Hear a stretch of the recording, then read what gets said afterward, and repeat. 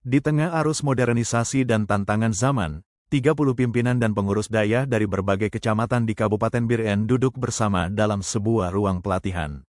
Hari itu, Selasa, tanggal 16 Juli tahun 2025, Olah Hotel Bir-En Jaya menjadi saksi lahirnya semangat baru untuk menata ulang wajah manajemen pendidikan dayah di daerah ini. Kegiatan bertajuk Pelatihan Manajemen Dayah yang diselenggarakan oleh Dinas Pendidikan Dayah Kabupaten Bir-En mengangkat tema yang sangat relevan, tingkatkan kualitas pengelolaan dayah yang efektif, efisien, dan profesional. Dayah bukan hanya tempat mengaji, ia adalah pusat peradaban umat. Maka, pengelolaannya harus profesional dan terukur, ujar Anwar, SAG, MAP, Kepala Dinas Pendidikan Dayah Kabupaten Bir-En. Pelatihan ini menghadirkan dua narasumber utama yaitu Anwar, SAG, MAP, Kepala Dinas Pendidikan Dayah Kabupaten Bir-En dan Dr. Nazarudin, Rektor Universitas Islam Aceh. Keduanya menyampaikan materi penting yang menyentuh jantung persoalan dayah masa kini, yaitu manajemen kelembagaan dayah mandiri dan pengembangan kurikulum dayah dalam era Society 5.0.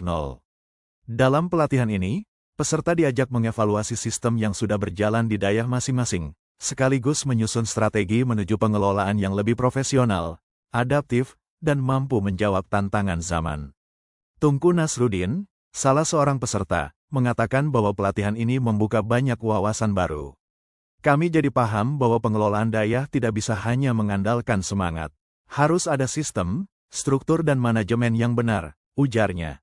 Lebih dari sekadar kegiatan formal, pelatihan ini menjadi ruang pertukaran pengalaman, tantangan, dan solusi nyata. Para peserta juga mulai menjajaki kerjasama antar dayah sebagai bentuk sinergi ke depan, ujarnya.